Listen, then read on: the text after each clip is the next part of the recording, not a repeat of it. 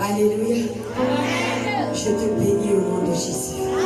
Sois béni puissamment ce matin. Tu sais satisfaire un cœur qui te cherche, un cœur qui te prie. Tu en es capable. Oh, tu sais, tu satisfais un cœur qui te cherche, un cœur qui te prie, un cœur qui te prie. Tu en es, tu sais, tu sais.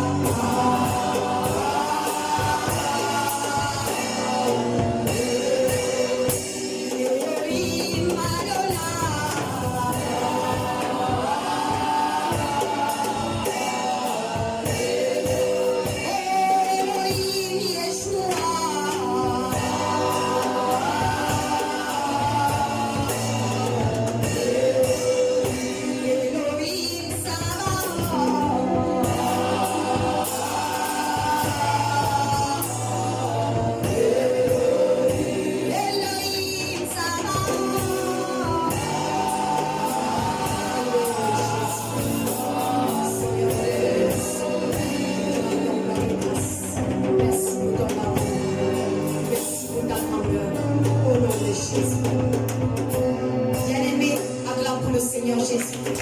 Et assieds-toi royalement dans la présence de Dieu. Tu n'es pas n'importe qui. Tu es un prince. Tu es une princesse. Alléluia. Bien-aimé, je sais que c'était une semaine mouvementée. Et nous sommes à la fin. Alléluia. Nous sommes dans un grand séminaire qui s'achève. Le séminaire qui est intitulé le grand thème, le rôle de la femme dans l'église. Alléluia. Le rôle de la femme dans l'église. Je bénis d'abord Dieu ce matin de la présence glorieuse de Dieu. Parce qu'il est fidèle. Il nous aime tellement, malgré nos imperfections. Je bénis tous les hommes et femmes de Dieu ce matin. Je bénis le ressuscité, les anges qui sont là présentement. Je bénis le peuple de Dieu qui est présentement dans ce lieu. Je rends gloire et grâce au Seigneur pour son amour. Bien-aimés, le premier jour, nous avons été bénis par une puissante femme de Dieu qui nous a parlé de la sagesse. Moi, j'étais puissamment bénie. Elle nous a montré combien de fois la sagesse était très importante dans notre marche avec le Seigneur, dans la gérance de l'œuvre. Bien-aimé, le deuxième jour, nous avons eu une autre puissante femme de Dieu, bien-aimée, qui nous a parlé du cœur selon Dieu. Alléluia. Et j'ai été puissamment bénie par cette femme qui nous a interpellés. Qu'en fait, de servir Dieu, c'est servir avec le cœur. Alléluia. Et le troisième jour, Seigneur, nous avons été puissamment bénis encore avec une autre puissante femme de Dieu. Alléluia. Qui nous a parlé de la pensée de Dieu sur la femme chrétienne. Et j'ai été puissamment bénie. Alléluia. Bien-aimé, ce matin, mon sous-thème est intitulé Ton image et ton message. Alléluia. Ton image et ton message. Le message n'est pas ce qu'on dit, mais ce qu'on est. Amen. Le rôle de la femme est très important dans la présence de Dieu. Toi et moi, nous sommes conscients que la femme joue un grand rôle. La femme ne joue pas seulement un rôle spécifiquement dans la présence de Dieu. La femme peut tout faire dans la présence de Dieu. Alléluia. La femme peut jouer n'importe quel rôle dans la présence de Dieu. Mais tout part de l'image que cette femme a d'elle-même. Amen. Tout part de l'image. L'image te distingue de qui tu es en Christ. Ton image, c'est toi. C'est ça ton message. C'est ça le message que tu véhicules au milieu des assemblées de Dieu, au milieu du peuple de Dieu. Ton image. Voilà pourquoi, sans plus tarder, nous allons rentrer dans la parole de Dieu. Dans Genèse, chapitre 1, à partir du verset 26 jusqu'au verset 27. Celui qui est disposé, qui peut nous lire la parole de Dieu, vraiment dans Genèse, chapitre 1, à partir du verset 26 à 27, on va honorer la parole et nous allons lire la parole de Dieu. Celui qui est dans la page nous véhicule la parole.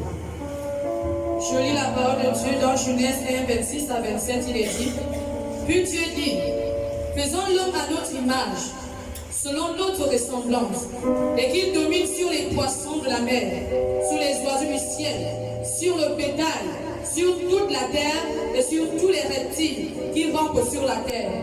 Dieu créa l'homme à son image, et il le créa à l'image de Dieu. Il créa l'homme et la femme. Alléluia. Asseyons-nous dans la présence de Dieu. Bien-aimé, le sous-thème de ce matin, c'est ton image et ton message.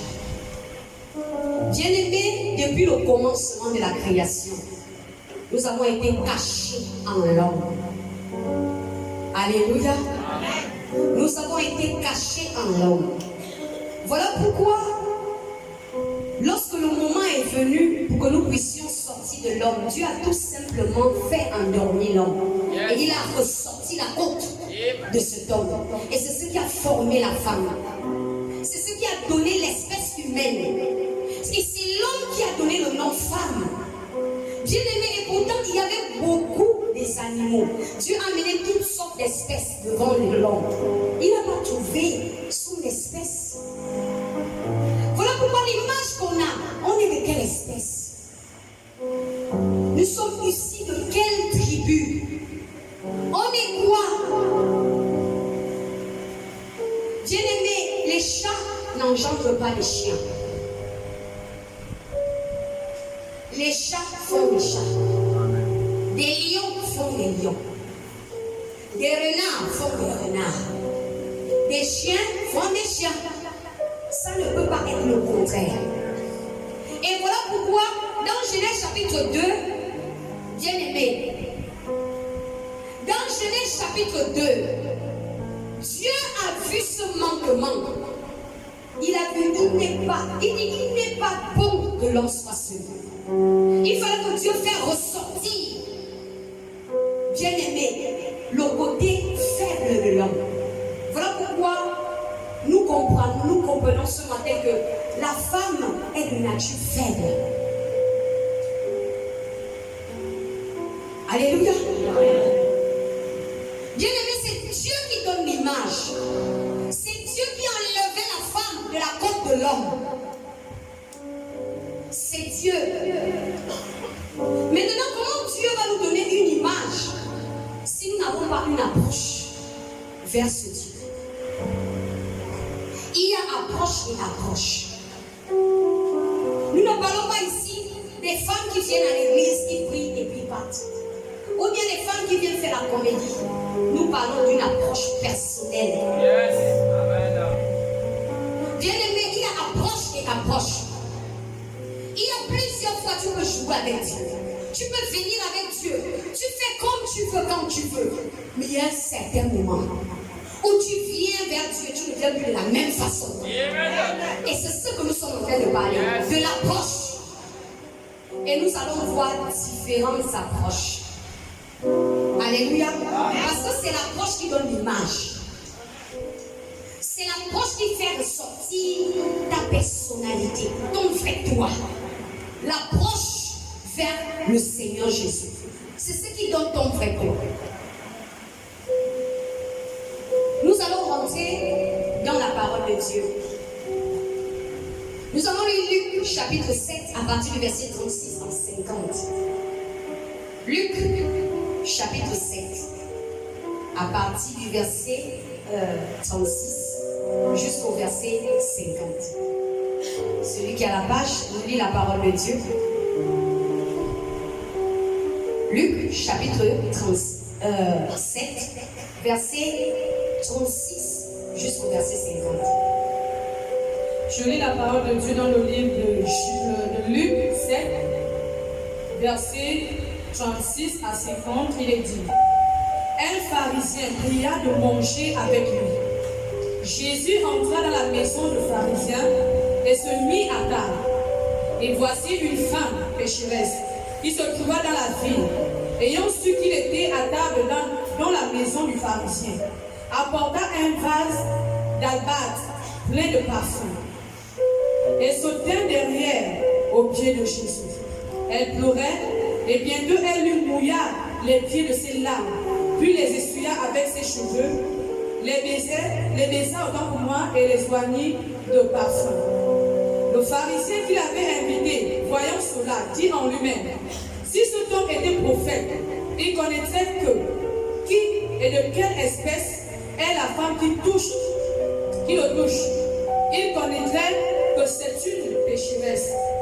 Jésus prit la parole et lui dit: Simon, j'ai quelque chose à te dire. Maître, parle, répondit-il. Un créancier avait 2 débiteurs. L'un devait 500 deniers et l'autre 50. Comme il n'avait pas de quoi payer, il leur remit à tous 2 leur dette, lequel aimera le plus. Simon répondit: celui, je pense, auquel il a le plus promis. Jésus lui dit: tu as bien jugé. Puis, se tournant vers la femme, il dit à Simon: vois-tu cette femme? Je suis entré dans ta maison et tu ne m'as point donné d'eau pour laver mes pieds. Mais elle les a mouillés de ses larmes et les a essuyés avec ses cheveux. Tu ne m'as point donné de baiser. Mais elle, depuis que je suis entrée, elle n'a point cessé de me baiser les pieds. Tu ne m'as point versé d'huile sur ma tête, mais elle a versé du parfum sur mes pieds. C'est pourquoi, je te le dis, ses nombreux péchés ont été pardonnés, car elle a beaucoup aimé. Mais celui à qui on pardonne peu, aime peu. Et il dit à la femme: tes péchés te sont pardonnés. Ceux qui étaient à table avec lui se mirent à dire en eux-mêmes: qui est celui-ci qui pardonne même les péchés? Mais Jésus dit à la femme: ta foi t'a sauvée, va en paix. Amen. Alléluia. Voilà l'histoire d'une femme. Elle a entendu parler de Jésus. Et comme elle n'était pas une femme acceptée dans la société, bien même encore au milieu des chrétiens. Et nous trouvons ça de nos jours. C'était une telle femme. Parce qu'on voyait l'état de son extérieur. Mais cette femme est venue vers Jésus. La Bible déclare qu'elle est venue derrière Jésus et elle s'est prosternée sur les pieds de Jésus. Bien-aimé, dans le domaine spirituel, l'autorité s'obtient par les pieds et non par les mains. Alléluia. Voilà pourquoi Dieu a dit à Josué: tout lieu où foulera la plante de ton pied, je te le donne. Yes. Comme je l'ai dit à Moïse.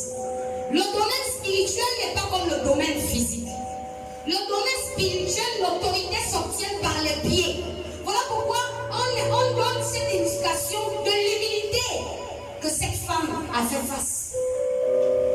Ce matin, femme que nous sommes, nous devons comprendre une chose. Il y a une approche particulière que nous devons comprendre, que nous devons faire auprès de Jésus.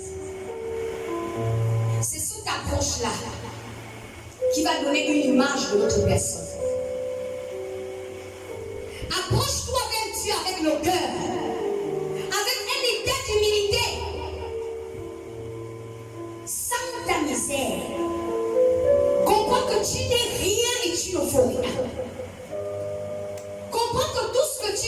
te le prête. Tout est prêté. Alors il n'y a aucun orgueil, il n'y a pas d'orgueil à faire. Les enfants, c'est Dieu qui te le prête. Le mariage, il t'a prêté. Le mari, il t'a prêté. Le travail, il te prête. Même la vie, il te prête. La santé que tu as, il te le prête. Il est libre de le récupérer quand il veut. Il veut. À quel moment? La femme doit comprendre une chose. La femme doit comprendre sa vulnérabilité. Tu dois t'approcher vers Dieu tel que tu es. Quelqu'un que tu ne connais pas. Quand tu t'approches vers Dieu comme quelqu'un qu'il connaît, il te considère comme un orgueilleux, comme une orgueilleuse. Et cette femme, lorsqu'elle a fait son approche devant Jésus, elle s'est prosternée. Elle a compris son état. Elle a compris que je ne suis rien, je ne vaux rien. Mais il y a quelqu'un qui peut changer mon image. Il y a quelqu'un qui peut montrer qui je suis réellement. Et nous connaissons très bien l'incrédulité et la dureté de cœur des hommes. Excusez-moi les papas, mais c'est une vérité. L'homme est de nature dure. Le côté émotionnel de l'homme a été ôté. Et c'est ce côté émotionnel que Dieu a créé la femme. Voilà pourquoi la femme est très sensible. La femme a cette sensibilité en elle. Bien aimé, la femme sent le mal de loin. La femme sent la vie de loin. Comparé à l'homme. L'homme voit quand la chose est là. La femme voit depuis. La femme a les yeux de l'aigle. La femme n'a pas les yeux du pigeon. La femme a les yeux de l'aigle. La femme voit loin. Avant que la chose n'arrive, elle ressent de loin. C'est ça la femme. Et la femme ne peut pas voir loin si elle n'a pas une approche particulière vers Jésus. C'est ce que cette femme a fait. Il a posé la question à Simon. Parce qu'il a écouté ces paroles au-dedans de lui. Il a dit, mais Simon, mais depuis que je suis venu chez toi, je suis venu dans ta maison. Apparemment, tu ne m'as pas donné d'eau pour laver mes mains, mes pieds. Et cette femme regarde ce qu'elle fait. Ça veut dire qu'en fait, c'était tout simplement pour lui raisonner. Pour l'amener à comprendre que moi, je ne sais pas pourquoi tu murmures. Je ne sais pas ce qui te déplaît face à cette femme. Cette femme est venue vers moi avec son état. Parce qu'elle veut la solution de sa vie. Mais pourquoi la juger? Pourquoi la juger? Et il a dit à Simon, la personne qui aime beaucoup est beaucoup pardonnée. Mais quelqu'un qui aime peu, elle peut pardonner. C'est une petite parabole très puissante. Bien-aimé, sois toi. Ne vis pas par apparence. N'apparais pas. Ne montre pas qui tu n'es pas. Montre qui tu es. Ne vis pas sous deux visages. Vis toi-même. Suffis-toi. Contente-toi de qui tu es. Et Dieu va faire ressortir le meilleur de ta personne. Ne fais pas parce que les autres font. Ça ne sert à rien. Chacun a sa particularité dans sa marche avec le Seigneur. Et personne n'est invisible aux yeux de Dieu. Tout le monde est visible. Mais ne cherche pas à être visible de toi-même. Laisse Dieu te montrer au monde. Laisse Dieu montrer qui tu es réellement. Ne cherche pas l'approbation des hommes, des gens. Parce que l'être humain a toujours des préjugés. Regardez comment cette femme innocente, elle n'a rien fait. Son état, elle a reconnu qui elle était. Elle a reconnu son état. Elle est partie vers Jésus telle qu'elle est. Elle dit, je me laisse entraîner. Je pars tel que je suis. Il n'y a que cet homme seul qui a la capacité de m'accepter tel que je suis. Alors je ne tiens pas compte de X, Y. Ce qu'on m'a dit de moi, je m'en fous. Ce que je sais, c'est que ce Dieu a quelque chose pour moi. Bien-aimé, cette femme est partie. Bien-aimé, et Dieu a dit, ta foi t'a sauvé. Tous tes péchés te sont pardonnés. Bien-aimé, il y a le toucher et le toucher. Tant que tu n'as pas eu une rencontre personnelle avec Jésus, je te dis que tu vas faire plusieurs années. Tu vas croire que tu as arrivé, alors que tu n'as même pas recommencé. Parce que la rencontre avec Jésus va te montrer une autre conception des choses. C'est qu'en fait, tu ne vas plus tenir compte des gens. Voilà pourquoi je me dis, quand tu te frustres encore, tu pars t'asseoir à la maison, parce que quelqu'un t'a fait ceci à l'église, tu ne viens pas. Il y a tout simplement quelque chose, c'est quoi? C'est que tu n'as pas encore fait la rencontre avec Jésus. Il y a une approche que tu dois faire avec Jésus. Et c'est suite à cela que tu vas comprendre que tu n'es pas ce que les gens disent que tu es. Les gens vont continuer toujours à parler de toi. Je te dis la vérité, ils vont le faire. Tu ne peux pas les empêcher de parler de toi. Mais ce que tu peux faire, c'est que tu peux laisser Jésus montrer le meilleur de ta personne. Et c'est Jésus qui va le montrer que tu es toute autre personne. Tu n'es pas ce qu'il croit que tu es. Alléluia. Ça ne sert à rien de te défendre. Vous voyez cette femme, elle s'est défendue. Elle ne s'est pas défendue. Elle s'est concentrée sur Jésus. Elle n'a pas écouté les préjugés et les opinions de X ou Y. Elle a regardé tout simplement Jésus. Voilà pourquoi je te parle ce matin de l'approche. Et c'est ce que Jacques, chapitre 4, à partir du verset 8 jusqu'au verset 10 dit. Approchons-nous de Dieu. Lisons Jacques 4, 8 à 10. Bien-aimé, l'approche est très importante. L'approche est importante, bien-aimé. L'approche est très importante. Voilà pourquoi je dis, lorsque nous venons dans la présence de Dieu, nous ne venons pas de quelqu'un. Moi, je me suis baptisée, on était au nombre de 15 personnes le jour de mon baptême. Tous ces 15 personnes, ces 14 personnes sont retournées dans le monde. Je suis la seule qui est encore là. Tous ces 15 personnes, nous tous on était là. Voilà pourquoi j'ai dit, ne regarde pas quelqu'un. Si tu regardes quelqu'un, mon frère, ma soeur, tu vas retourner. Tu vas redevenir plus païenne que tu n'imagines. Parce qu'au fur et à mesure, l'iniquité s'accroît. Et la Bible dit que lorsque l'iniquité se sera accrue, la foi du plus grand nombre se refroidira.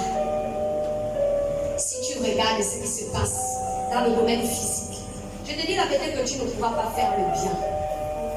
Tu ne pourras plus servir Dieu avec le cœur. Tu vas dire à quoi ça sert de servir Dieu. Lisons Jacques chapitre 4 à partir du verset 8 à 10. Jacques 4, ici il dit, approchez-vous de Dieu et il s'approchera de vous. Approchons-nous de Dieu et il s'approchera de nous. Dieu ne peut pas te donner une image sans une approche personnelle. Continue. Nettoyez vos mains, pécheurs. La Bible dit que reconnaissons l'état que je suis. Je dois avancer vers Dieu tel que je suis. Je ne dois pas avancer à peu près par apparence. Parce que j'approche. Non, je me connais. Je suis consciente de ce que je fais. Tu n'es pas bien. Quelqu'un n'a pas besoin de venir me dire tu fais ça. Et c'est l'hypocrisie que nous-mêmes nous trompons. Et nous partons nous cacher pour dire non, on me juge, on me parle mal. On te parle mal en quoi? La Bible dit, nettoyons. C'est pas Dieu qui nettoie. Nous-mêmes, on doit comprendre que là, il y a un problème en moi. Pourquoi j'aime crier quand je parle? Pourquoi je crie comme le tonnerre? Il y a un problème en moi. Et Jésus a la capacité de changer ma manière de parler. Alléluia. Pourquoi j'aime toujours me frustrer? Pourquoi au-dedans de moi, lorsqu'on me dit une vérité, il y a toujours une hic au-dedans de moi. Il y a un problème au-dedans de moi. Je dois le reconnaître. Et c'est là où vient la solution. Tant que je ne le reconnais pas, il n'y a pas de solution. C'est ce que la Bible dit. Continue. Purifiez vos cœurs. La Bible dit que nous devons purifier. Ce n'est pas Dieu qui vient purifier notre cœur. Il faut que moi-même, je prenne la décision de comprendre que mon cœur ne doit pas être chargé avec les choses qui ne valent pas la peine, avec des futilités qui ne valent pas la peine. Mon cœur doit être pur. moi-même je dois comprendre, c'est pas à Dieu de venir me dire ça. Est-ce que je ne suis pas consciente? Est-ce que la parole de Dieu n'est pas véhiculée? Comment je vais m'asseoir pour dire que non, le Saint-Esprit va venir me toucher? Il faut que le Saint-Esprit me touche, me change. Après, c'est là où les choses vont marcher. Si moi je ne fais rien, le Saint-Esprit ne peut rien faire. Le Saint-Esprit n'est pas un dictateur. Le Saint-Esprit rentre dans la vie de quelqu'un, il faut qu'il rentre. Quand tu te sens disponible, quand tu es prêt, le Saint-Esprit va rentrer. Et il va faire. Mais tant qu'il y a une barrière, ça veut dire que tant qu'il y a la pierre dans le cœur, le Saint-Esprit ne pénètre pas, il ne rentre pas. Parce que le Saint-Esprit ne force pas les choses. Continue. Sentez votre misère. La Bible dit, sentons. Tu es dans le foyer. Dans ton foyer, tu es autoritaire. Tu te rends compte qu'on te fait beaucoup la remarque sur ce comportement. Tu veux toujours donner. Voilà pourquoi les hommes n'approuvent pas le ministère des femmes à l'église. Parce que la femme veut toujours prendre l'autorité sur l'homme. Travaillons-nous d'abord. Amen. Nous devons comprendre qu'à l'église, c'est l'église. La maison, c'est la maison. Voilà pourquoi nous retrouvons ça dans l'église. La même manière qu'on est autoritaire à la maison avec notre mari, on veut être autoritaire à l'église. La femme travaille dans l'ombre. C'est Dieu qui t'enlève au-delà de l'ombre pour te présenter au monde. Ce n'est pas toi. La femme ne peut pas se lever, se porter garant, tenir tête à un homme. Ça veut dire que là, il n'y a pas eu une approche. Et l'onction est dangereux. Lorsque l'onction trouve un vase qui n'est pas purifié, bien aimé, l'onction là va détruire ce vase. Continue. Soyez dans le deuil. La Bible dit, ton état doit t'amener à être comme quelqu'un qui est dans le deuil.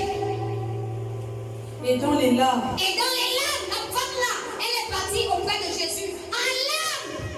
Parce qu'elle était consciente de son état. Elle était consciente. Elle pleurait au pied de Jésus parce qu'elle savait que ce qu'elle fait n'était pas bien. Oui. Que votre rire se change en deuil. Que votre vie se change en deuil. Et votre joie en tristesse. Et votre joie en tristesse. Humiliez-vous devant le Seigneur. La Bible dit que nous devons nous humilier, femmes, et devant le Seigneur. Ouais. Et il vous élèvera. Et il va nous élever. Humilions-nous.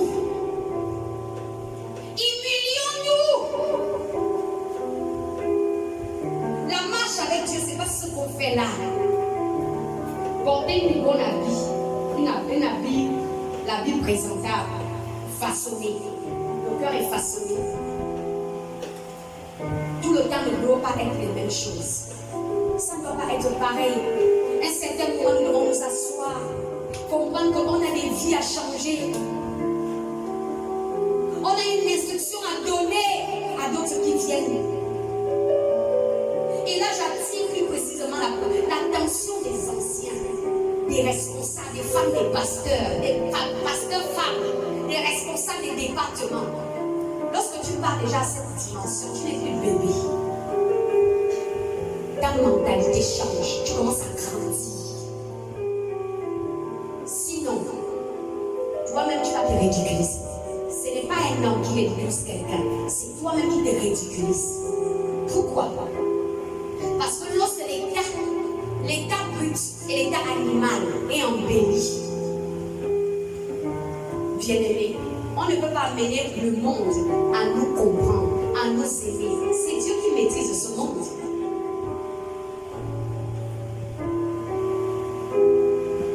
Comment tu es femme d'un pasteur? Quelle est l'image que tu présentes au sujet du ministère de ton mari? Qu'est-ce que tu fais? Si ton mari se refroidit, qu'est-ce que tu fais? Qu'est-ce que tu fais? Les femmes qui sont passées, ils ont dit ça commence depuis la maison. Hein? Quand tu constates que ton mari n'est plus zélé comme avant, tu es tranquille. Tu dors, tu te réjouis, tout va bien. Ah bon? Femme d'un pasteur, c'est un jeu. C'est pas le buzz. Ce n'est pas les titres. Mais c'est une condamnation qu'on soulève. Être femme d'un pasteur, être femme pasteur, être responsable. C'est une très lourde responsabilité que nous devons comprendre et que nous devons être conscients de ça. Alors en tant que femme pasteur ou la femme d'un pasteur, je dois me travailler pour que Dieu m'utilise pour être un vase d'honneur pour les autres. Je dois me laisser faire. La personne qui est plus oppressée à l'église, ce sont les femmes des pasteurs. Les femmes pasteurs. Tu dois comprendre ça. On n'a pas besoin de l'informer. Ce n'est pas seulement ici, c'est partout dans toutes les églises. Les femmes des pasteurs sont comme ça. La femme d'un pasteur, c'est une maman, une mère. Quand tu es devant le peuple, tu es mère. Même si cette maman-là est plus âgée que toi, sur une brebis, tu es sa maman. Et tu dois être patiente. Tu dois être indulgente. Et quand il n'y a pas ça, il faut comprendre qu'en moi, il y a encore un problème. Il ne suffit pas seulement que je dirige la prière, mais il faut que je sois là pour ces âmes. Si mon mari n'est pas là, moi je dois être là. Qui fait mon mari fait quoi? Mais comment nous pouvons jouer un rôle dans la présence de Dieu sans pourtant d'abord démontrer l'image que nous sommes? Nous sommes de quelle race? Si nous sommes des bergères, nous devons exercer dans la bergerie. Parce que ton mari qui est pasteur, il est berger. Et toi, tu fais pareillement le travail de ton mari. Il y a beaucoup de femmes qui n'arrivent pas à aller se confier au pasteur directement, mais qui veulent se confier à une maman comme elle, qui se comprennent, entre eux, ils se comprennent. Mais quand ils voient que la maman pasteur, elle est bébé, responsable là, elle est moi je ne vais pas lui parler.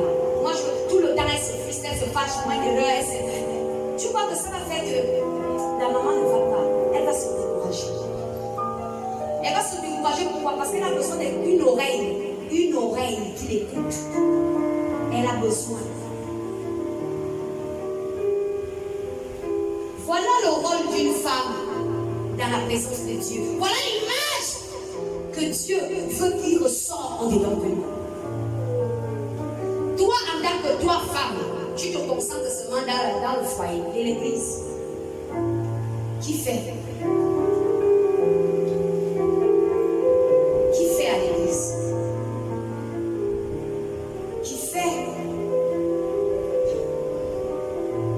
Tout simplement parce qu'il n'y a pas eu cette approche. Cette approche personnelle. Parce que c'est dans l'approche que Dieu va nous communiquer. C'est dans l'approche que Dieu va faire ressortir l'image. C'est dans l'approche que nous allons trouver la place. Ce que nous devons faire dans l'église. Comment il peut se trouver un trouble dans le département des femmes, là où il y a des responsables des femmes, là où il y a des femmes pasteurs, là où il y a des femmes pasteurs. Bien-aimé, tu as la solution. La femme a été créée pour être solution et non blocage. Solution. Vous savez, c'est très décevant lorsque une église est remplie, des femmes qui ne sont pas matures, qui ne sont pas spirituelles, ça donne du travail. Moi, j'ai toujours parlé de ça là-bas. Et c'est très regrettable que nous qui partons en mission, on va revenir, on vient trouver les mêmes choses dans l'église locale. L'église mère, c'est la base, c'est un refuge, c'est la maison. Ça veut dire qu'on part en mission, on est oppressé là-bas avec les esprits sataniques des eaux et les esprits des démons qui errent.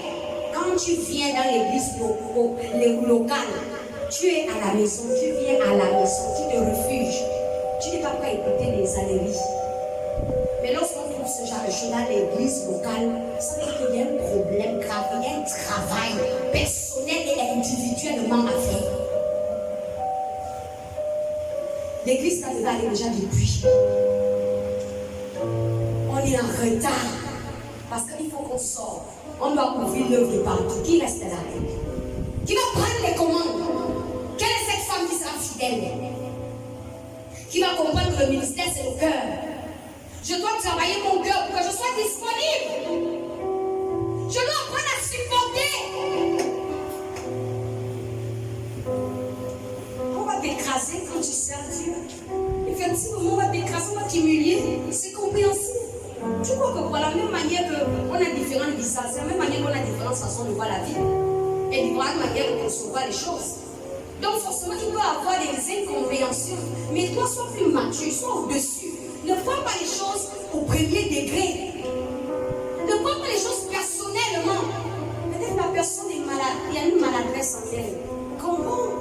Une femme qui a fait le travail de fond comprend ça. Et va commencer à être patiente envers avec ses biens. Bien-aimé, si on n'arrive pas à gérer 10 femmes, ce n'est pas 300 femmes qu'on va gérer. Je suis désolée.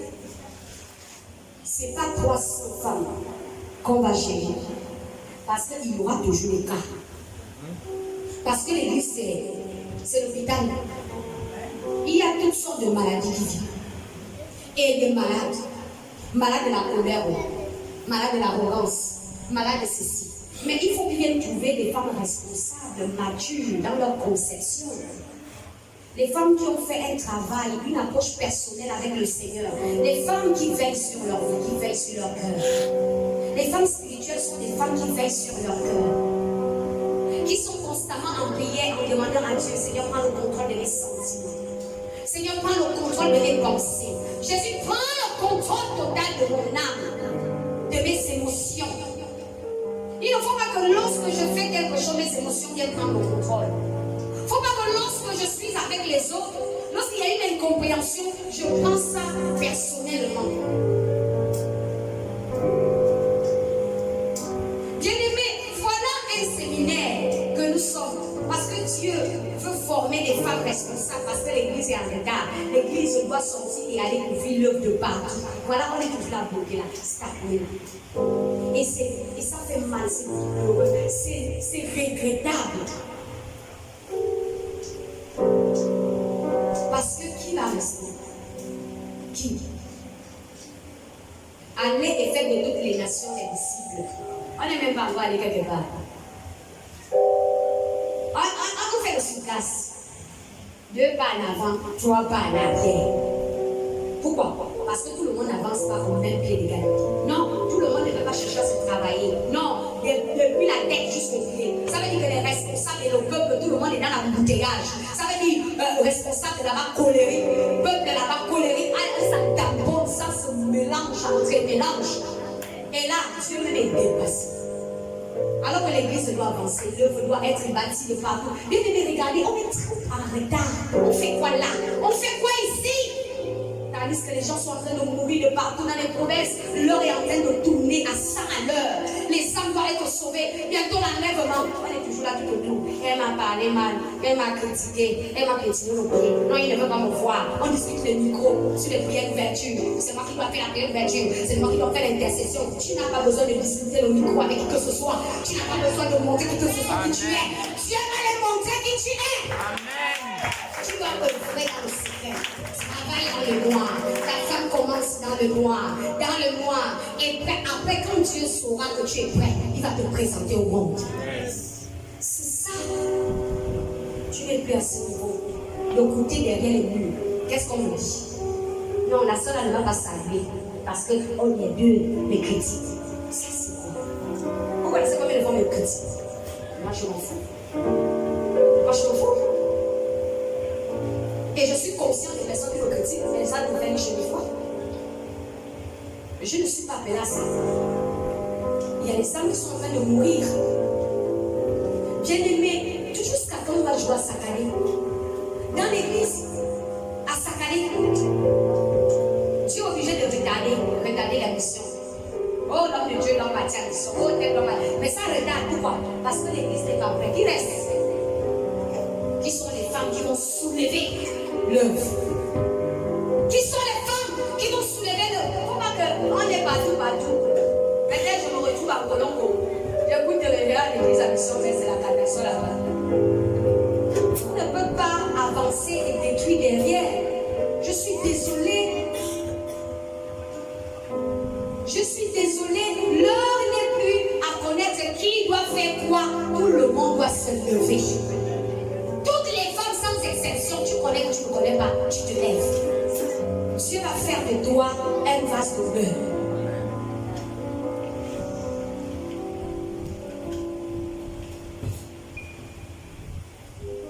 Bien-aimé, je t'en supplie vraiment. J'aimerais que de tout mon cœur tu comprennes ce matin que bientôt l'enlèvement, ma soeur, mon frère, le résultat sera négatif. Les gens meurent. L'enfer est en train d'emmagasiner les gens. Si on t'a versé l'huile à la tête, c'est pourquoi? C'est pour que les âmes soient sauvées. Le cri de Dieu, les plans de Dieu, c'est ça. Vous allez écouter. Allons-y dans Jean chapitre 4, à partir du premier verset. Il y a encore une autre femme. Elle aussi, elle a fait une approche avec Jésus. Tu sais, c'est l'approche qui va te donner un rôle. Parce que c'est le rôle-là. C'est cette image-là qui sera ton message. Jean chapitre 4, à partir du premier verset. Il dit quoi? Il dit quoi dans Jean chapitre 4? Jean chapitre 4, à partir du premier verset, il est dit, le Seigneur sut que les pharisiens avaient appris qu'il faisait et baptisait plus de disciples que Jean. Toutefois, Jésus ne baptisait pas lui-même, mais c'était ses disciples. Alors il quitta la Judée et retourna en Galilée. Comme il fallait qu'il passât par la Samarie, il arriva dans une ville de Samarie nommée Sichar, près du champ de Jacob, avait donné à Joseph son fils. Là se trouvait le puits de Jacob. Jésus, fatigué du voyage, était assis au bord du puits. C'était environ la 6e heure. Une femme de Samarie vint puiser de l'eau. Jésus lui dit, donne-moi à boire. Car ses disciples étaient allés à la ville pour acheter des vivres. La femme samaritaine lui dit, comment toi, qui es juif, me demandes-tu à boire, à moi qui suis une femme samaritaine? Les Juifs, en effet, n'ont pas de relation avec les Samaritains. Jésus lui répondit, si tu connaissais le don de Dieu, et qui est celui qui te dit, donne-moi à boire, tu lui auras toi-même demandé à boire, et il t'aurait donné de l'eau vive. Seigneur, lui dit la femme, tu n'as rien pour puiser, et le puits est profond. D'où aurais-tu donc cette eau vive? Es-tu plus grand que notre père Jacob, qui nous a donné ce puits, et qui en a bu lui-même, ainsi que ses fils et ses troupeaux? Jésus lui répondit, quiconque boit de cette eau aura encore soif, mais celui qui boira de l'eau que je lui donnerai n'aura jamais soif, et l'eau que je lui donnerai deviendra en lui une source d'eau qui jaillira jusque dans la vie éternelle. La femme lui dit, Seigneur, donne-moi cette eau, afin que j'en ai plus soif, et que je ne vienne plus puiser ici. Va, lui dit Jésus, appelle ton mari et viens ici. La femme répondit, je n'ai point de mari. Jésus lui dit, tu as eu raison de dire, je n'ai point de mari, car tu as eu 5 maris, et celui que tu as maintenant n'est pas ton mari, et cela tu as dit vrai. Seigneur, lui dit la femme, je vois que tu es prophète. Nos pères ont adoré sur cette montagne, et vous dites, vous, que le lieu où il faut adorer est à Jérusalem. Femme, lui dit Jésus, crois-moi, l'heure vient où ce ne sera ni sur cette montagne, ni à Jérusalem que vous adorerez le Père. Vous adorerez ce que vous ne connaissez pas. Alléluia. Asseyez-vous. Regardez cette femme samaritaine. Jésus lui dit dans Jean chapitre 4, verset 10, si tu peux connaître le don de Dieu. Ça veut dire qu'en Jésus, il avait déjà vu une évangéliste hors pair au-dedans de cette femme. Et il y avait un problème en cette femme. Le problème c'était quoi? Le problème c'était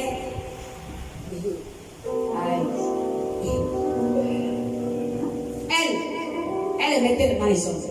C'était ça son véritable problème. C'était l'image que Satan avait collée en elle. Les hommes. Voilà pourquoi Dieu lui a dit, tu as bien dit. Parce que tu as eu 5 maris qui ne sont même pas tes maris. Bien aimé. Et la femme dit, il paraît que tu es prophète. Je vois que tu es prophète, Seigneur. Et Dieu lui dit, ça c'est Jésus, la conversation de Jésus avec cette femme. Jésus lui dit, vous adorez quelqu'un que vous ne connaissez pas. Parce que lorsque moi je te demande de l'eau, si tu pouvais savoir qui te demande de l'eau, toi-même tu aurais pu venir me demander de l'eau. Ça, ce n'était pas la conversation publique. Quand Dieu converse avec la femme, c'est toujours seul à seul. Regardez toutes les images des femmes dans la Bible. Dieu avec la femme, c'est toujours la conversation à Dieu. Parce que c'est comme au milieu des hommes. Même à l'époque même, les disciples, lorsque les disciples, si vous lisez l'histoire jusqu'à la fin, vous allez comprendre que quand les disciples sont venus trouver la conversation entre Jésus et la femme samaritaine, les disciples sont fait, mais qu'est-ce que lui là? Au-dedans d'eux, qu'est-ce que lui parle avec cette femme? Mais il n'osait pas parler, il n'osait même pas ouvrir la bouche pour demander à Jésus, mais tu dis quoi avec cette femme? Il s'était bloqué. Mais c'était comme, mais il parle avec une femme. En fait, la femme était comme, tu ne sers à rien. Comme dans les réseaux sociaux, la place de la femme, c'est la cuisine. Quelle cuisine? Voilà pourquoi lorsque Marthe et Marie, ils ont reçu Jésus chez eux, Marthe s'est plainte du comportement de Marie. Jésus a dit à Marthe, Marie a choisi la bonne part. Toi, tu te préoccupes de beaucoup de choses. Et beaucoup de femmes, c'est comme ça. Toi, ta concentration, c'est que tout va bien dans ton foyer. Mais tu n'as pas idée de ce que Dieu attend de toi. Si Dieu a voulu que tu puisses être à ce niveau, c'est parce qu'il y a quelque chose en toi qui doit être démontré. Et c'est par ça que le monde doit être sauvé. Bien aimé, même dans Luc chapitre 8, à partir du premier verset, du verset 2 jusqu'au verset 3, ces femmes-là qui ont été délivrées des maladies, des démons, Marie de Magdala et Marie, et les autres femmes, Jeanne. Bien aimé, ces femmes-là ont eu personnellement, chacune d'entre elles, la rencontre avec Jésus. Et c'est dans la rencontre qu'il y a eu l'attachement. S'il n'y a pas de rencontre, l'approche, il ne peut pas avoir d'attachement parce que c'est dans l'attachement qu'il y a la révélation. Alléluia. Si ces femmes-là ne s'attachaient pas à Dieu, ils ne devaient pas avoir la révélation du tombeau. Ce qui élève le monde dans le ministère de la femme, c'est parce que la révélation de la résurrection est venue par les femmes et non par les hommes. Mais pourquoi c'est venu par les femmes? C'est parce que les hommes n'étaient pas disponibles. Et c'est ce qu'on voit actuellement dans ces derniers temps. Les hommes qui sont censés soulever les choses, ce sont les hommes-là qui sont égarés. Et allez dans toute la plupart des églises, que ce soit en Afrique, en Europe, en Asie, ce sont les femmes. Et c'est ces mêmes femmes-là qu'on dit, la femme n'a pas besoin de parler. La femme ne doit pas prêcher. Quelqu'un ne peut pas venir vers moi. Vous venez me parler des conneries. Je vais lui dire, viens m'attacher la bouche pour que je ne parle pas. Tant que j'ai le souffle de vie, partout où Jésus m'enverrait, je parlerai de Jésus. Dans les rues, dans les boutiques, dans les taxis, même dans l'avion, même dans le trou, je parlerai de Jésus. Parce que le message que la femme a eu, la révélation, c'était que tout ne s'arrête pas dans la mort. Après la mort, il y a une résurrection. Voilà pourquoi le ministère de la femme est puissant. Voilà pourquoi le ministère de cette femme, des femmes, sont combattus. Vous-même regardez, faites le constat actuel dans l'église aujourd'hui. Les hommes sont où sont les hommes? Les hommes sont très peu dans les églises. La plupart, ce sont les femmes. Et on va attaquer les femmes. Donc ça veut dire que le diable a pour but d'éteindre l'église. le diable ne veut pas que les âmes soient sauvées. Ils sont obligés d'attaquer ceux qui sont présents. Et qui sont présents? Ce sont les femmes. Ce sont les femmes qui sont là. Et la personne qui est présente, c'est la personne que tu utilises. Je suis désolée. Comment tu vas venir attaquer celui-là qui est fidèle? Même l'apôtre Paul a enseigné à son fils bien-aimé, son fils qu'il a engendré dans le Seigneur. Timothée, mon fils, il dit, enseigne la parole, communique le message à des personnes fidèles qui soient capables de le communiquer ça à d'autres. Mais quelqu'un qui n'est pas là, comment on va lui communiquer le message qu'il doit aller communiquer aux autres? Voilà. Même quand les femmes, ils sont battus à porter la nouvelle aux disciples, qu'est-ce qu'ils ont fait? Ils n'ont pas tenu compte du message des femmes. Ils ont dit, regardez-moi cela. Ils sont venus dire quoi? Voilà pourquoi Pierre est quitté et allé vérifier. Parce qu'il avait même le doute. Il doutait. Si vous lisez ce passage biblique dans Luc 24, vous allez comprendre. Ça va vous toucher. La femme a été toujours sous-estimée. Et c'est les femmes eux-mêmes qui veulent qu'on les sous-estime. C'est toi-même qui veux qu'on les sous-estime. Pourquoi? Parce que tu ne fais pas la bonne approche avec ton Dieu. Parce que l'approche que tu vas faire avec ton Dieu, je te dis que Dieu va t'amener à une dimension que tu n'espères pas, que tu n'as même pas idée. Dieu ne t'appelle pas de t'arrêter ici, là, à l'église de la mission. Toi, tu vois que Dieu t'a amené ici. Ok, reste là. Reste. Mais moi, je t'avise, je te l'informe qu'il y a ici des femmes que Dieu ne les a pas appelées pour être là. Il y a des femmes qui doivent partir dans les nations pour aller parler de Jésus. Maintenant, comment tu vas te limiter là? Ici, c'est le lieu de l'aéroport. C'est là où tout le monde démarre pour partir. Ma soeur, mon frère. Parce que ça ne regarde pas seulement les femmes, ça regarde les hommes aussi. Lorsqu'on parle du ministère, on parle de tout le monde. La Bible le dit. Dans Galates chapitre 3, à partir du verset 27, il n'y a plus ni homme ni femme. Nous tous, nous sommes un en Jésus. Et dès le moment où nous sommes un en Jésus, prenant l'œuvre de Dieu en considération, on n'a plus besoin de le supplier pour faire la sécurité. Je suis désolée. Parce que c'est dans la sécurité que tu seras béni. C'est au travers de cette sécurité que tu protèges ta famille. Ta famille qui est païenne, qui ne connaît pas Dieu. Parce que tu sers Dieu. C'est au travers du service que Dieu protège ta famille. Je te dis la vérité. On n'a plus besoin de te supplier d'être à la réunion des femmes. Parce que si tu rentres dans la réunion des femmes, tu viens assister, tu perds ton temps, tu laisses ta lessive à la maison, tu laisses tes assiettes que tu laves depuis lundi jusqu'à vendredi, les mêmes assiettes tu laves. Mais les choses ne changent pas. Bien aimé, à un certain moment, samedi, tu laisses tes assiettes, tu viens à l'église pour venir écouter les enseignements, tu viens écouter les conseils, tu viens te réunir pour trouver une pensée, pour faire avancer l'œuvre. Là, sera plus important. Ce que tu fais là, le simple fait que tu quittes de chez toi, tu laisses tout pour toi. Parce que tu sais qu'il y a la réunion des femmes. Tu viens le samedi. Tout simplement parce que vous allez vous retrouver pour nettoyer l'église. Tu n'as pas idée du geste que tu fais, de ce que Dieu va faire dans ta vie plus tard. Quand l'ennemi va venir cogner à ta porte, l'Esprit de Dieu le mettra en déroute. Pourquoi? Parce que tu es cher aux yeux de Dieu. La Bible déclare que tout arbre qui ne porte pas de fruits va être coupé et jeté. Dieu ne veut pas les moulards. Dieu n'a pas besoin des gens qui ne foutent rien. Bien aimé, moi je n'ai jamais vu quelqu'un qui aime le business comme ce homme. Tu fais pour lui, fais pour toi. Tu ne fais pas pour lui, il ne va pas faire pour toi. Alors c'est clair, il n'y a pas question que non, on va te dire non, pourquoi tu n'es pas parti à l'évangélisation? Tu es consciente. Dans ton âme et conscience, tu sais qu'il y a l'évangélisation.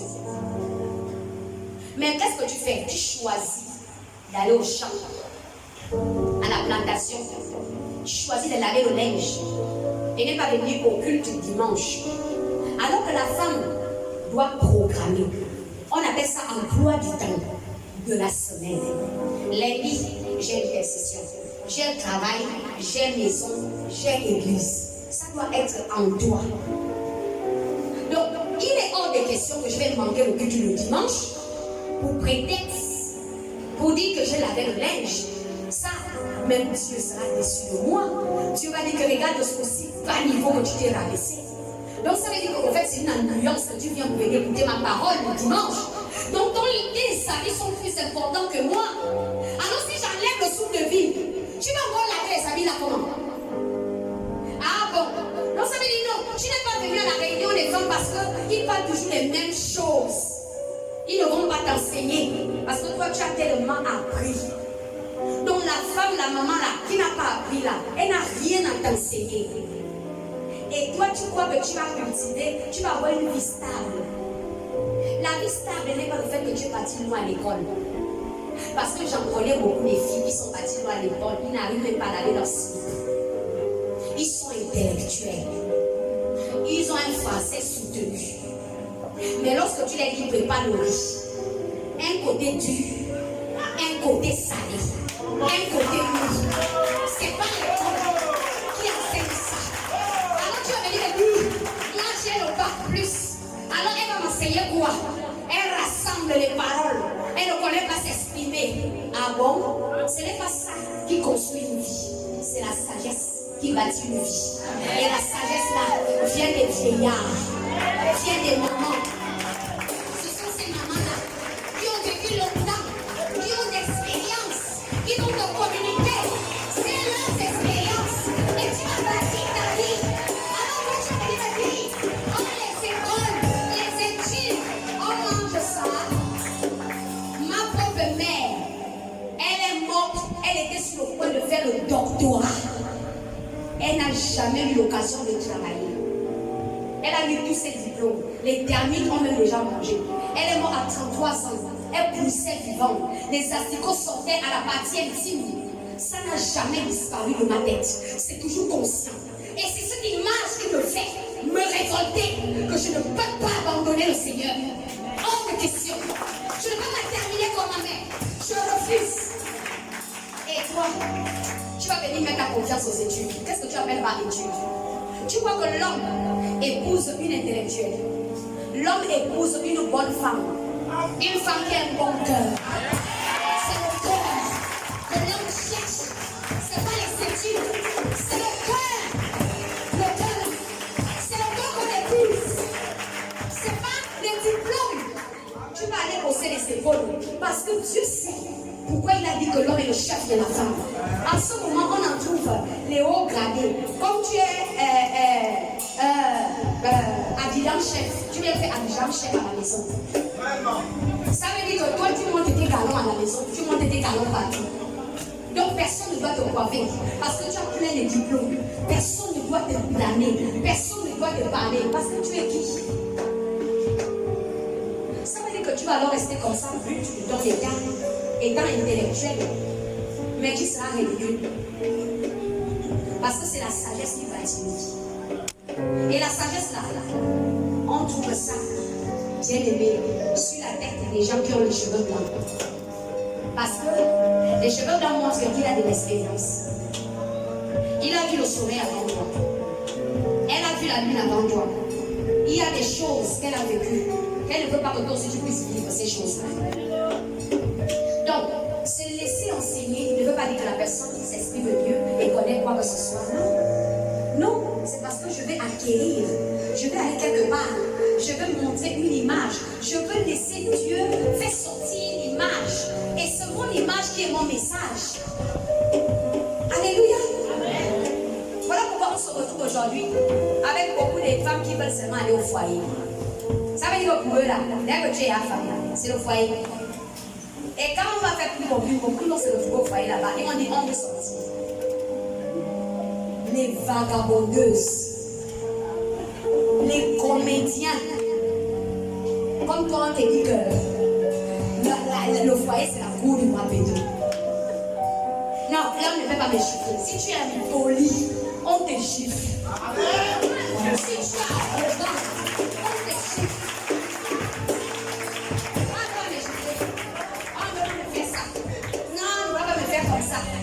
Même mon père ne m'a jamais tapé. Toi, tu es qui pour venir me taper? Ah bon? Je suis ton père. Ton mari n'est pas ton père. Ton mari est ton chef. Ton mari n'est pas ton père. Alors, le chef, c'est l'autorité. Et l'autorité, chapeau. Tu dois te rabaisser. Oh non, on parle de la soumission. Tout le temps, c'est la soumission aux femmes. Tout le temps, on enseigne les femmes. Pourquoi on enseigne pas les hommes? Quand tu écoutes ça, c'est les paroles des rebelles. Des vrais rebelles. Ils ne veulent pas la soumission. Pour eux, ils veulent qu'on dise que non, la femme peut tourner sur l'homme. Même Dieu ne sera pas content de toi.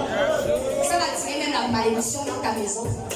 Qui va t'enseigner ça? Personne ne va t'enseigner ça ici. À chaque moment, même si tu vas faire 100 ans de l'eau, quand tu reviens, femme, sois soumise. Sois soumise. Même si tu refuses le département des femmes 10 000 fois, quand tu vas revenir dans le département des femmes, femme, sois soumise. Soumets-toi à ton mari. Si tu veux que Dieu t'élève, il faut te soumettre à un homme. Tu dois être sous l'autorité d'un homme. Va se permettre, tu parles à un homme comme tu parles à un chiffon. Tu te crois où? Une autorité. Et il y a d'autres femmes qui ne se gênent pas, même devant les gens. Oh, pardon, ne fais pas ça. Tu fais ça à qui? À qui? À qui? Tu fais ça à qui? Bien-aimé. Voilà pourquoi vous voyez beaucoup des hommes n'acceptent pas le ministère des femmes. Parce que la femme veut prendre le dessus sur l'homme. Donc, comme moi je suis pasteur, mon mari aussi pasteur, on est au milieu de l'égalité. Donc, à la maison, il ne doit rien me dire. Ah bon? Qui t'a dit ça? Qui t'a dit? Personne ne t'a dit ça. Maman, restons à notre place. Amen? Tu peux être 10 000 fois bishop, reste à ta place. Comme la soeur le dit souvent. Reste à ta place. Ton titre ne doit pas t'amener dans la désobéissance à la parole de Dieu. Reste à ta place. La femme est censée être humble. La femme doit diminuer. Quand l'homme donne, doit diminuer. Ferme ta bouche. Tu n'as pas besoin de changer les paroles avec lui. Tu te prends pour qui tu vas changer les paroles. Laisse-lui parler. Vous ne pouvez pas parler au même moment, c'est un mépris. Laisse-lui s'exprimer, finis de lui laisser parler. Regarde, c'est pas aujourd'hui même que tu vas lui répondre. Laisse le temps passer. Quand il sera plus calme, tu vas lui répondre face à la remarque qu'il a faite. Mais si tu fais des échanges entre toi et lui, vous échangez. Ça va devenir comme si tu étais au même pied d'égalité. Et l'homme n'aime pas lorsque une femme vient lui tenir tête. En fait, il se sent comme quelqu'un, comme si la femme venait venir prendre le dessus sur lui. Et c'est ce qui amène les hommes à être violents. Tu peux te retrouver, tu épouses un homme très calme et très simple. Mais l'homme là devient violent. Parce qu'il se sent méprisé. Il se sent écrasé. Il se sent marginalisé. Il a comme l'impression comme s'il perdait le contrôle. Comme s'il n'a plus le contrôle sur quoi que ce soit. L'enfant est parti dans telle place. Tu ne demandes pas au mari. En fait, tu fais ce que tu veux quand tu veux. Tes parents viennent chez toi comme ils veulent. Sans le consentement de l'homme. Ah, c'est aussi chez moi. Ah bon. Mais qui est le chef? Ce n'est pas tout le temps que les parents doivent venir chez toi, je suis désolée. Oui, il faut le consentement de l'homme. Il y a une autorité dans la maison. Est-ce que les parents peuvent venir? S'il est d'accord, gloire à Dieu. S'il n'est pas d'accord, il n'est pas d'accord. Et beaucoup de ces femmes-là, on se plaint d'eux. Bien aimé, moi je suis dans le pouvoir des... Moi j'encadre les maris. Je sais de quoi je parle. Et voilà pourquoi les chrétiens sont marginalisés. On n'est pas mal dans les réseaux sociaux. Les femmes chrétiennes, les prédicatrices, elles évangélisent. Il paraît qu'elles parlent de l'église. Il paraît qu'elles prêchent la parole de Dieu. Mais regarde-moi cette rebelle là. Elle est rebelle. Elle est impolie envers ses beaux-parents. Elle parle à ses beaux-parents comme un chiffon. Mais elle va à l'église. Elle prie Dieu. Oh, arrêtons, s'il te plaît. On ne fait pas la comédie avec Dieu. À un certain moment, comprenons bien le problème en moi. Il faut que je me travaille. Je dois comprendre que je dois refléter une image. Et c'est cette image-là qui est mon message.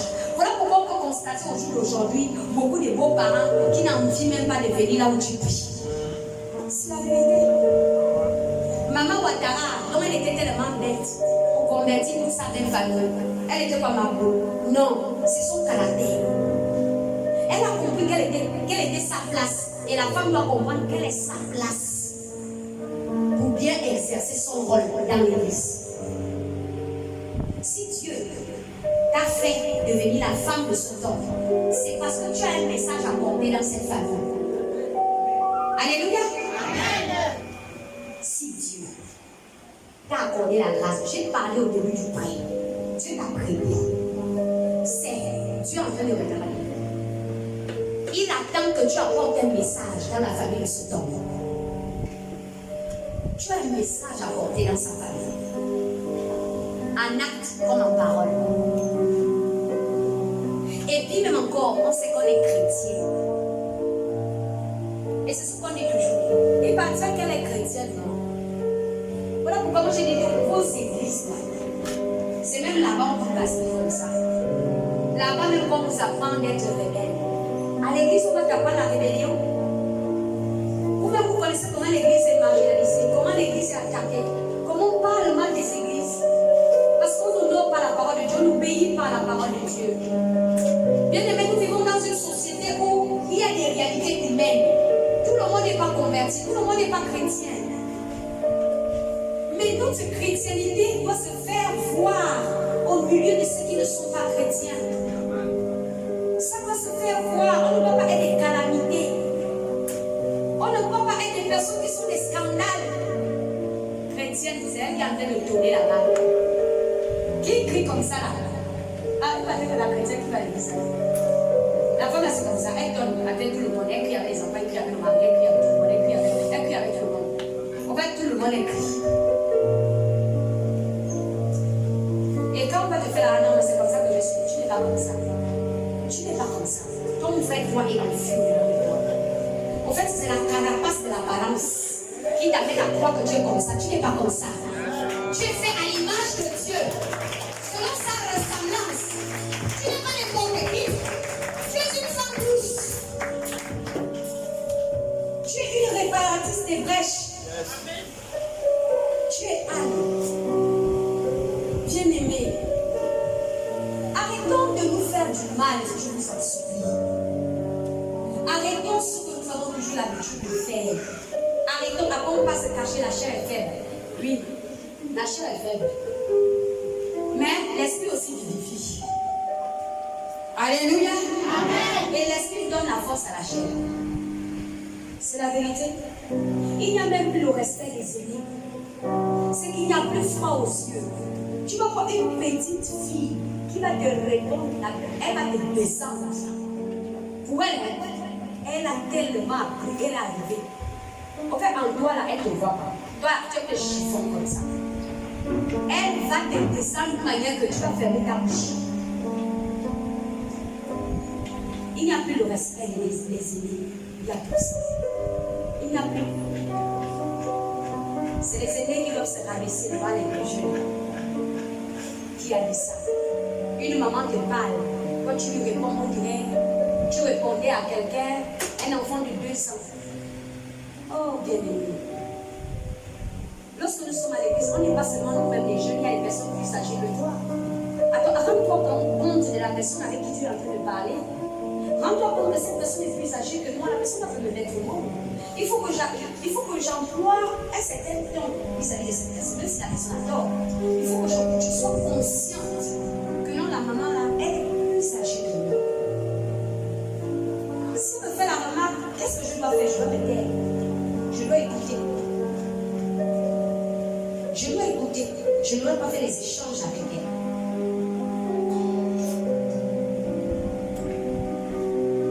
Alléluia.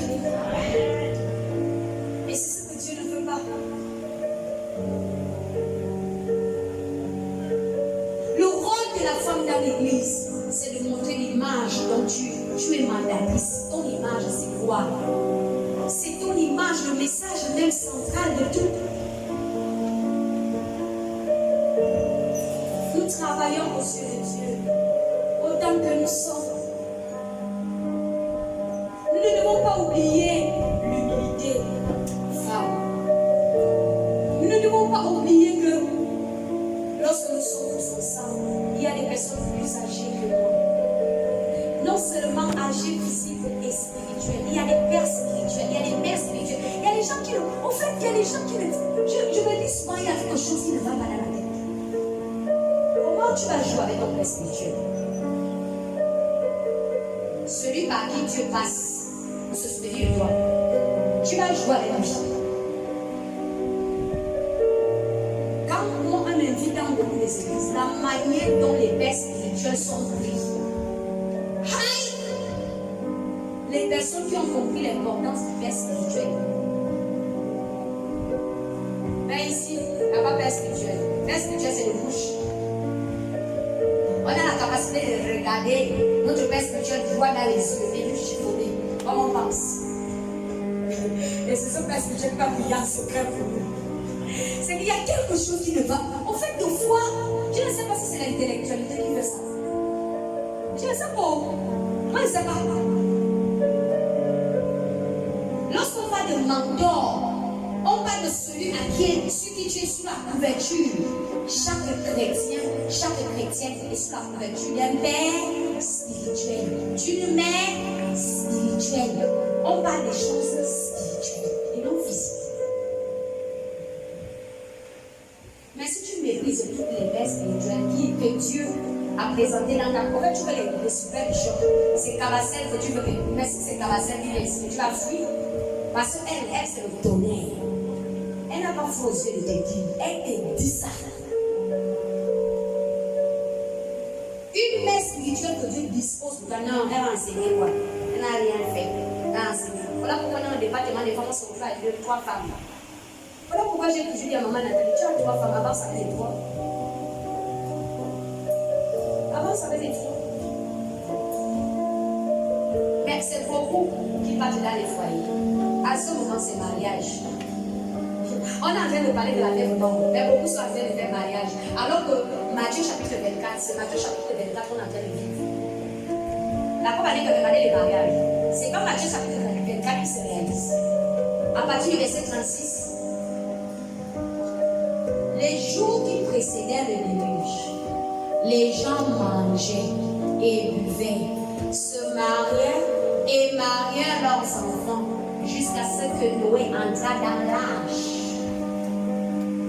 Et jusqu'à ce que le déluge vienne et les emporte tous. Il en sera de même à l'enlèvement du Fils de l'homme. C'est ce qu'on dit là. Tout le monde veut se marier. Si la mort va retomber dans le foyer, tu vas dire à Dieu, je n'ai pas équipé pour le mariage. Quand tu pars dans la famille d'autrui, tu vas lutter avec les esprits. On va te demander de laisser passer la dame. Toi, tu es qui? Tu reviens d'où? Voilà pourquoi les gens sont poursuivis par l'esprit de mort. Parce que tu quittes de ta famille, tu marches autour, territoire interdit. Voilà comment tu te maries. Quand on te marie, les esprits là te disent bienvenue. Moi, on est là. Toi, tu es qui? Si tu n'as pas Jésus, tu es comme ce qui. Voilà pourquoi on se retrouve avec des femmes qui meurent dans le foyer. Oui, c'est pas un jeu, c'est tellement sérieux. Ne suis pas tous les petits flatteries, mon ventilateur, mon ami, ma respiration.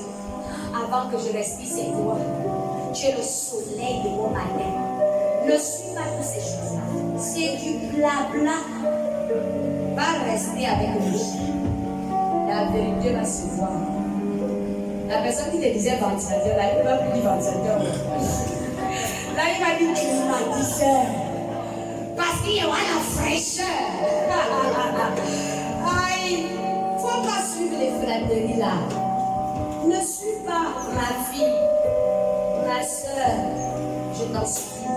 Prépare-toi. Après-toi. Laisse-toi enseigner. Sois disponible pour recevoir les conseils. Ne te dis pas que le fait d'être bien habillé, c'est ce qui va faire en sorte que tu sois bien dans le foyer. Le foyer, c'est tout un ministère. Là-bas, c'est tout un ministère. Et tu es sous les commandes de quelqu'un d'autre. Tu ne vas plus te balader comme tu veux. Avant de sortir pour aller où, tu demandes la permission. Si on veut, tu vas partir. Si on ne veut pas, tu ne pars pas.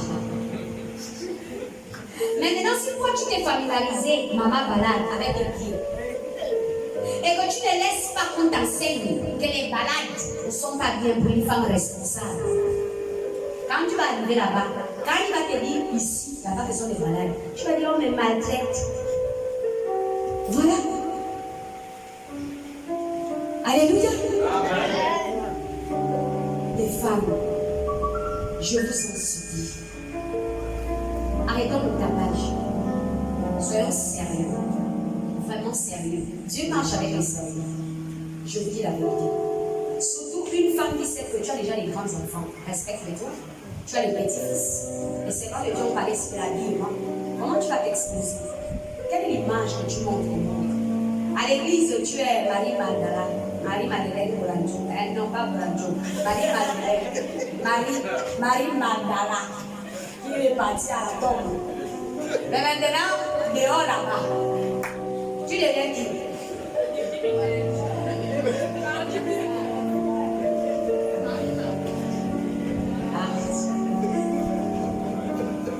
Si nous avons des grandes filles, je ne peux pas mettre pantalon petit haut, ma fille pantalon petit haut. Il n'y aura pas la différence.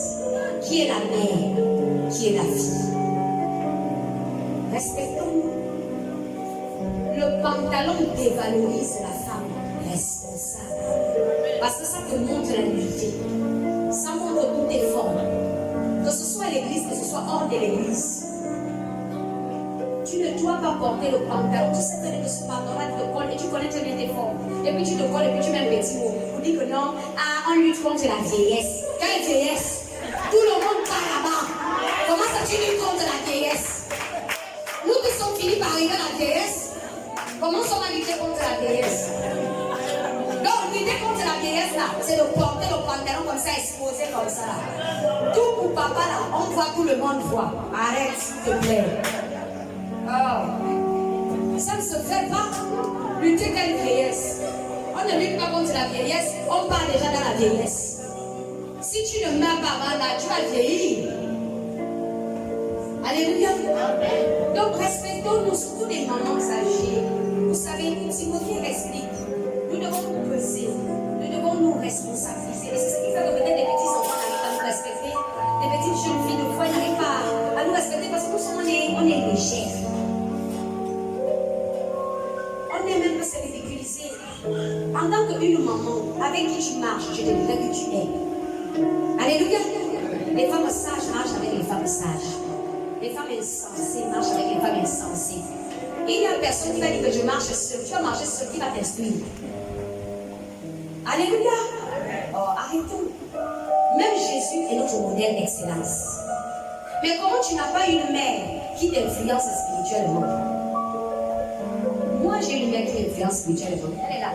Personne ne va la changer. Elle est toujours là. Elle m'influence. Parce qu'elle a fait de ce que je suis aujourd'hui. Ça vient d'elle. Ce n'est pas les études. Alléluia. Parce qu'elle a pris du temps de faire asseoir que ceci, la vie là, ce n'est pas tout ce que tu vois là. Pèse.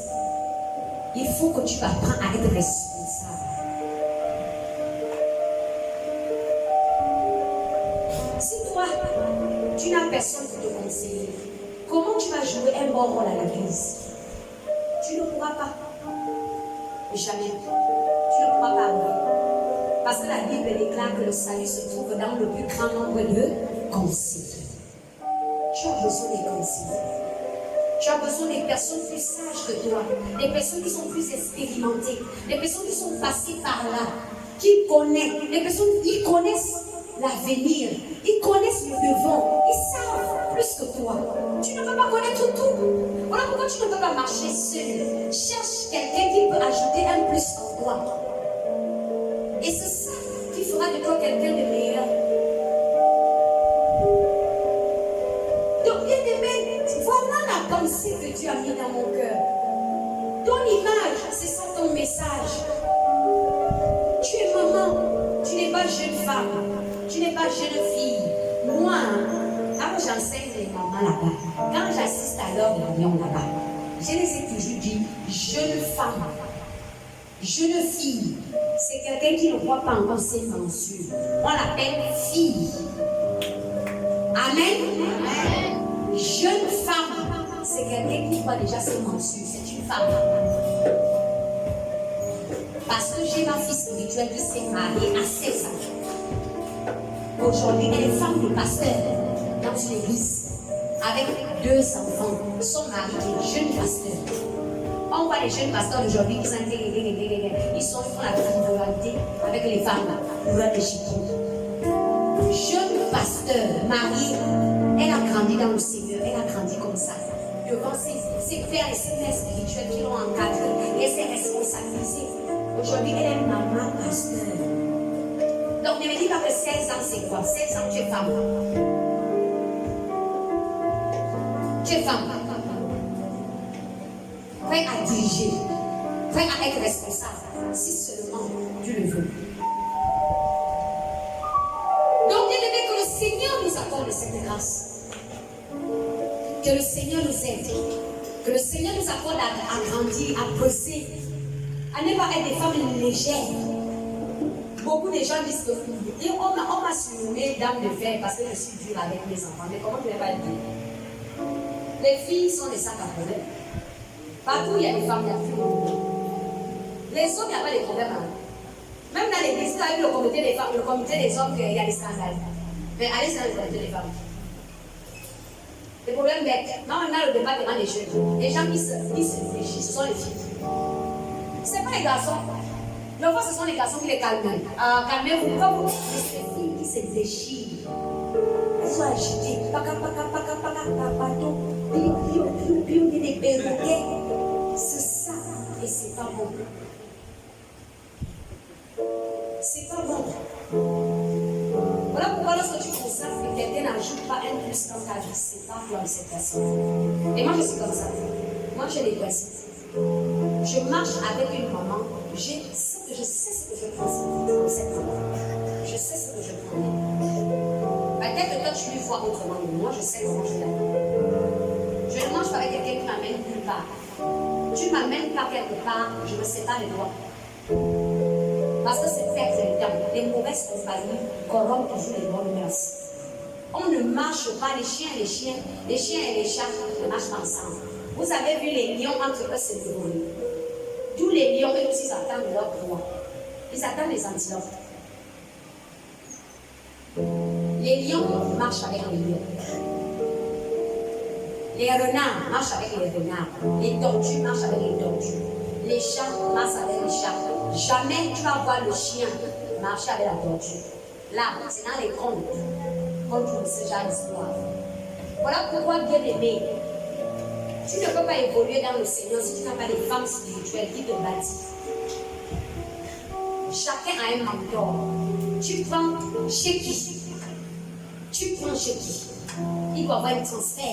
Tu prends chez qui? Alléluia. Alléluia. Tu es femme, attrape l'autre femme comme ça. Tu as compris ce qu'on dit. Attrape là. Tu dis maman, tu comprends ce qu'on dit là. Tu as compris ce qu'on dit là. Ah, il faut qu'on comprenne.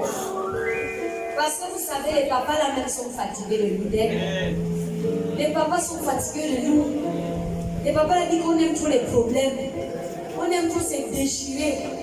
On aime tout crier la zizanie. Les papas que vous voyez, ils sont fatigués. Ils n'arrivent même plus à parler. Obligés de regarder avec les yeux. Et voilà pourquoi Dieu a suscité ce séminaire. Pour nous amener à comprendre qu'on est de trop. Il faut qu'on change. Alléluia. Acclame pour le Seigneur Jésus. Mets-toi sur tes pieds. Parle à Jésus ce matin. Ce qu'a fait midi. On est déjà midi. Dis à Dieu, Seigneur, j'ai besoin de toi. Depuis le premier jour du séminaire jusqu'à ce jour.